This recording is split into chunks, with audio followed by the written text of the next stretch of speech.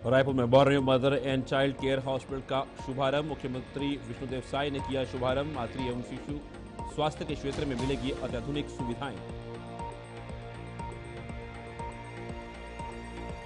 उम्मीद अभियान शुरू करने जा रही बीजेपी। उम्मीद अभियान के तहत आमजनों को किया जाएगा जागरूक।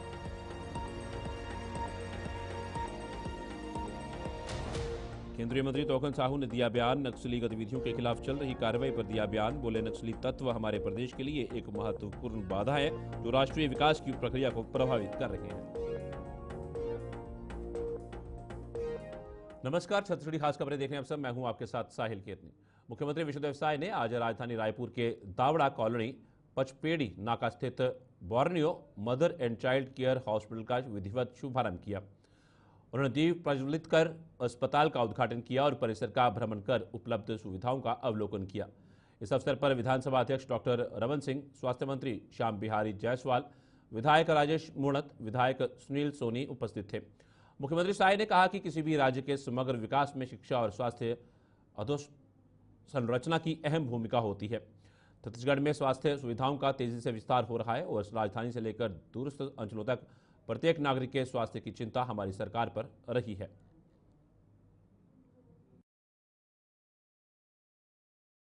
आज रायपुर की धरती में Borneo mother and child health care का शुभारंभ माननीय विधानसभा अध्यक्ष और पूर्व मुख्यमंत्री डॉक्टर रमन सिंह जी, हमारे हेल्थ मिनिस्टर श्री श्याम बिहारी जायसवाल जी और हमारे विधायकगण सब मिलकर किए हैं। और इसके लिए पूरे छत्तीसगढ़ वासियों को बधाई, शुभकामनाएं। और इनके जो मालिक हैं अनिल जी, उनके सभी बंधुगण, उनको भी धन्यवाद देते हैं कि एक अत्याधुनिक अस्पताल यहाँ शुरुआत किए हैं मदर और चाइल्ड लोगों के लिए, और अत्याधुनिक है। और इस अस्पताल के बनने से अब जो डेथ रेट है बच्चों का, चाहे प्रसव के समय माताओं का, वो निश्चित रूप से कम होगा और एक अच्छी सुविधा। प्रदेश में विभिन्न विभागों की समीक्षा बैठकों के माध्यम से प्रदेश के भीतर उन विभागों की कार्यक्षमता, गुणवत्ता और कार्यशैली का मूल्यांकन और आगामी कार्यों की योजना तैयार करने का सिलसिला तेजी से जारी है। इसी क्रम में बीते दिनों मुख्यमंत्री विष्णुदेव साय ने विभिन्न विभागों की समीक्षात्मक बैठक आयोजित की, जिसमें गृह विभाग की विशिष्ट गतिविधियों पर एक महत्वपूर्ण विचार विमर्श किया गया था। इस बैठक में नक्सल नीति, नक्सल उन्मूलन की रणनीतियां और नक्सलवाद के खिलाफ चलाए जा रहे अभियान से संबंधित कई महत्वपूर्ण मुद्दों पर विस्तृत चर्चा की गई। सीएम ने कहा कि जिस प्रकार से प्रदेश में वर्तमान समय में सबसे बड़ा नक्सल ऑपरेशन संचालित हो रहा है, यह निश्चित रूप से एक महत्वपूर्ण विषय है। यह नक्सल ऑपरेशन विशेष रूप से छत्तीसगढ़ और तेलंगाना के बीच की सीमा पर अपनी पूरी तीव्रता के साथ जारी है और इस पर विस्तृत चर्चा इस बैठक में की गई। हम सभी जानते हैं कि इस प्रकार के ऑपरेशन में सुरक्षा बलों की प्रतिबद्धता और हिम्मत को बनाए रखना कितना आवश्यक है। उनका कहना है कि उन्होंने कहा कि मैं विशेष रूप से उन जवानों को धन्यवाद देना चाहता हूं जो इन कठिन परिस्थितियों में, जैसे कि भीषण गर्मी और पहाड़ी इलाकों में ऑपरेशन ड्यूटी में बिना पर्याप्त पानी के पूरी मजबूती के साथ डटे हुए हैं।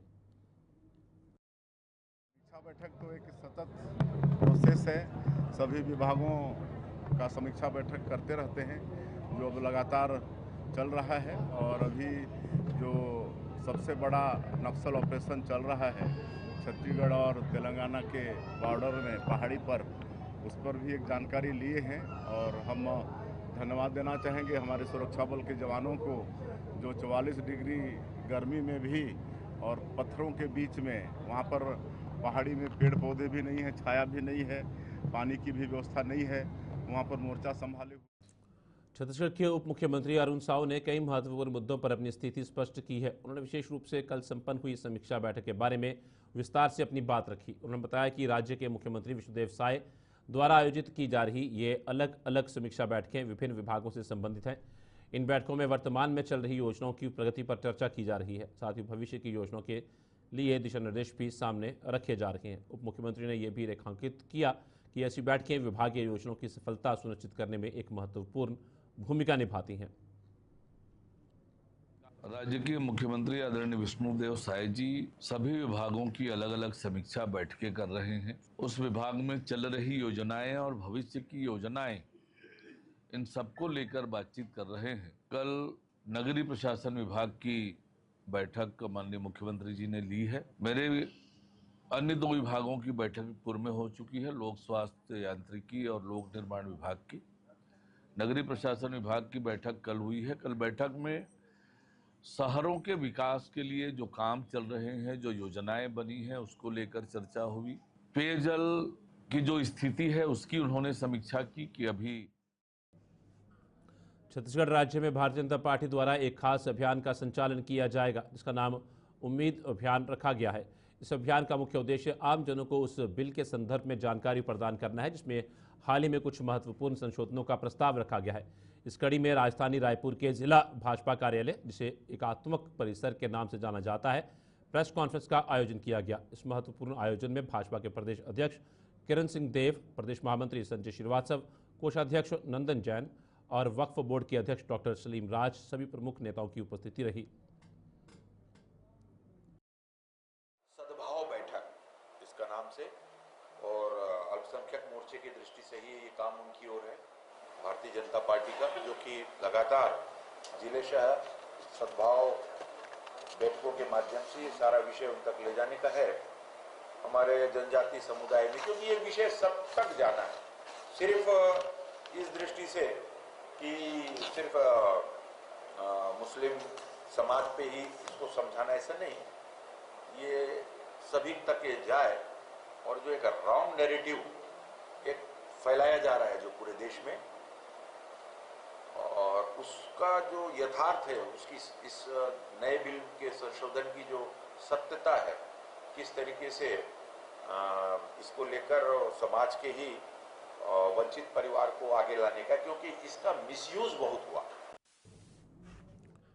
केंद्रीय मंत्री तोखन साहू ने हाल ही में नक्सली गतिविधियों के खिलाफ चल रही कार्रवाई के संदर्भ में अपने विचार व्यक्त किए। उन्होंने इस बात पर जोर दिया कि नक्सली तत्व हमारे प्रदेश के लिए एक महत्वपूर्ण बाधा है, जो राष्ट्रीय विकास की प्रक्रिया को प्रभावित कर रहे हैं। उन्होंने कहा कि नक्सलियों ने हमारे समाज और अर्थव्यवस्था को काफ़ी नुकसान पहुंचाया है, जो कि देश के समग्र विकास में अवरोध उत्पन्न करता है। उन्होंने कहा कि गृह मंत्री अमित शाह ने स्पष्ट तौर पर यह बताया कि सरकार का लक्ष्य मार्च 2026 तक पूरे देश से नक्सलवाद खत्म करना है। देखिए, नक्सली हमारे प्रदेश के लिए, देश के विकास में बाधक हैं। लगातार रोडें अटकाते हैं, बहुत नुकसान किए हैं। माननीय गृह मंत्री जी ने कहा है कि मार्च 2026 तक हमारा पूरा प्रदेश और पूरा देश नक्सल मुक्त देश होगा। इसी दिशा में हमारे जवान बड़े मुस्तैदी के साथ, बहादुरी के साथ लड़ रहे हैं, और निश्चित रूप से हमारा यह प्रदेश नक्सल मुक्त प्रदेश होगा, पूरा देश नक्सल मुक्त। रायपुर से एक महत्वपूर्ण और आश्चर्यजनक खबर सामने आई है। हाल ही में राजभवन में कथित रूप से फर्जीवाड़ा करने वाले आरोपी को पुलिस ने अनंतः अपनी गिरफ्तारी में ले लिया है। यह आरोपी महामंडलेश्वर अजय रामदास पिछले 5 वर्षों से कानून के शिकंजे से दूर था और इसकी गिरफ्तारी का इंतजार किया जा रहा था। पुलिस ने अपनी एक विशेष कार्रवाई के तहत उसे मध्य प्रदेश के छिंदवाड़ा से पकड़ा है।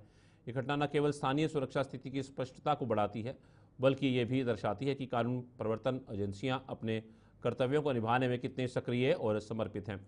आपको बता दें कि साल 2019 में छत्तीसगढ़ की उस समय की राज्यपाल अनुसुईया उइके के आधिकारिक लेटर पैड की चोरी की एक घटना सामने आई थी, जिसमें आरोपी ने कई फर्जी पत्र जारी किए थे। ये फर्जी लेटर इतने गंभीर थे कि इनमें प्रशासनिक अधिकारियों को नोटिस भेजने जाने का मामला भी शामिल था, जिससे सरकारी कार्य प्रणाली में अव्यवस्था उत्पन्न हुई। इस मामले के प्रकाश में आने के बाद राजभवन के सचिव ने तुरंत कार्रवाई करते हुए सिविल लाइन थाना रायपुर में एक प्राथमिकी दर्ज करवाई। पुलिस द्वारा की गई छानबीन के अनुसार आरोपी अजय रामदास पिछले कई वर्षों से छिंदवाड़ा में एक अलग पहचान के तहत रह रहा था, जिसमें उसने अपना भेष बदल कर रखा था। हालांकि पुलिस की सतर्कता और त्वरित कार्रवाई के कारण उसे गिरफ्तार कर रायपुर लाया गया, जहां उसके विरुद्ध विस्तृत जांच की जा रही है। देखिए, छत्तीसगढ़ पुलिस द्वारा जो है आज लालबाग से जो है एक अजय वर्मा नाम के, जिनको अजय रामदास के नाम से भी जाना जाता है, और हाल ही में महामंडलेश्वर की उपाधि इनको प्राप्त हुई थी, ऐसा इनका कहना है। एथेंटिक क्या है ये इसके बारे में तो नहीं मालूम है। बाकी इन अजय वर्मा की गिरफ्तारी रायपुर पुलिस, जो कि सिविल लाइन थाने में अपराध क्रमांक 535/2019 धारा 417, 419, 465, 468, 471, जो कि कूट रचना और दस्तावेजों से संबंधित प्रकरण था, और यह 2019 से चल रहा था। इसमें पूर्व मुख्यमंत्री भूपेश बघेल ने वर्तमान में देश और प्रदेश की समस्त समस्याओं के संदर्भ में एक महत्वपूर्ण बयान जारी किया है। उनके अनुसार देश को जिस समस्या का सामना करना पड़ रहा है वह आतंकवाद है, जो कि एक गंभीर राष्ट्रीय सुरक्षा चुनौती बनी हुई है। उन्होंने ये सुझाव दिया कि इस मुद्दे को गंभीरता से लेते हुए केंद्र सरकार को कड़े कदम उठाने चाहिए।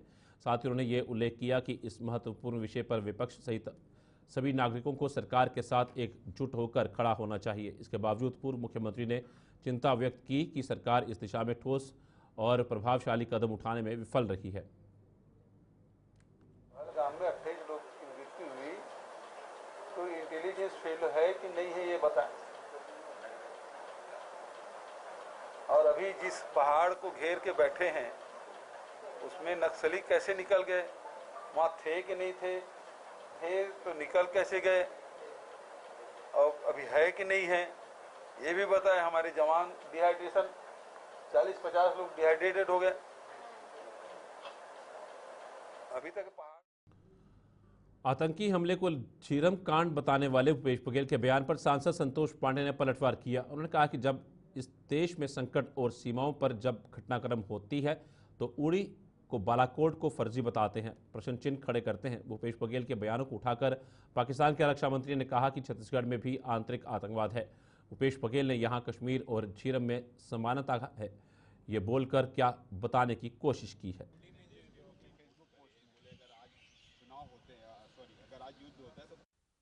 वो बात दोहराऊंगा, जब जब इस देश में संकट और सीमाओं पे जब घटनाक्रम होती है तो चाहे वो केजरीवाल हो, ये उरी को, बालाकोट को, और ये फर्जी बताते हैं, उस पर प्रश्न चिन्ह खड़ा करते हैं। आज राहुल गांधी के जीजाजी वाड्रा, चाहे यहाँ के यूडी मिंज, चाहे मणिशंकर अय्यर, चाहे सिद्धारमैया कर्नाटक के मुख्यमंत्री, और चाहे छत्तीसगढ़ के भूपेश बघेल के बयानों को उठा करके ही पाकिस्तान के रक्षा मंत्री ने कहा कि बीजापुर में बीते कुछ दिनों के दौरान चल रहे बड़े नक्सली मुठभेड़ के बीच 24 नक्सलियों ने आत्मसमर्पण करने का निर्णय लिया। इस घटनाक्रम में शामिल 14 नक्सलियों पर कुल मिलाकर 28,50,000 रुपये का इनाम घोषित किया गया था, जो उनकी आपराधिक गतिविधियों के लिए सरकार द्वारा निर्धारित किया गया था। आत्मसमर्पण की इस प्रक्रिया से प्रेरित होकर सभी नक्सलियों ने बीजापुर पुलिस के समक्ष आत्मसमर्पण करने का साहसिक कदम उठाया। यह आत्मसमर्पण के प्रयास न केवल नक्सली हिंसा के समाप्त करने की दिशा में एक महत्वपूर्ण कदम है, बल्कि यह उन व्यक्तियों के लिए भी एक नई शुरुआत का अवसर प्रदान करते हैं जिन्होंने हाल ही के वर्षों में गलत रास्ता अपनाया था। आज दिनांक 28 अप्रैल 2025 को 28,50,000 रुपये के कुल 14 इनामी माओवादी से कुल 24 माओवादियों ने पुलिस के समक्ष आत्मसमर्पण किया है एवं समाज की मुख्य धारा में शामिल हुए हैं। इनामी माओवादियों में एसीएम रैंक के 2, ओबी डिवीजन अंतर्गत पीएलजी सदस्य 1, टीपीसीएल 3, चेयरमैन सदस्य के 2, पार्टी सदस्य 3, मिलिशिया सेक्टर डिप्टी कमांडर 1।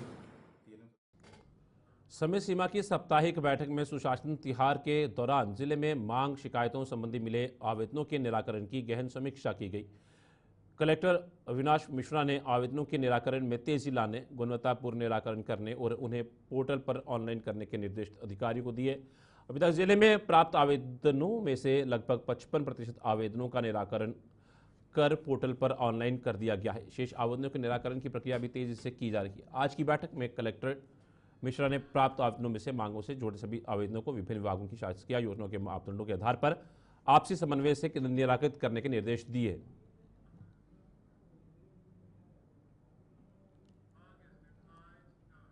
राष्ट्रीय संघ के कार्यकर्ताओं ने आज भी शिक्षा प्रणाली में गहराते डमी एडमिशन जैसे गंभीर मुद्दे के खिलाफ आवाज उठाते हुए अपर कलेक्टर अभिलाषा पैकरा को एक ज्ञापन सौंपा। इस ज्ञापन के माध्यम से छात्र संगठन ने डमी प्रवेश की बढ़ती प्रवृत्ति पर कड़ा ऐतराज जताते हुए प्रशासन से इस पर पूर्ण प्रतिबंध लगाने का नियम बनाने का जोर दिया।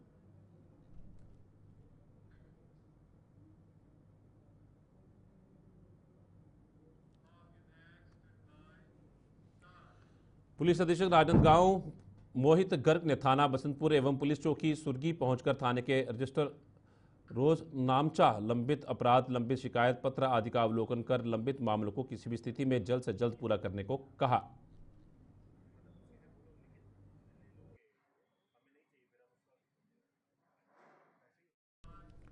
छत्तीसगढ़ी खास खबर में फिलहाल इतना ही। दीजिए इजाजत, नमस्कार।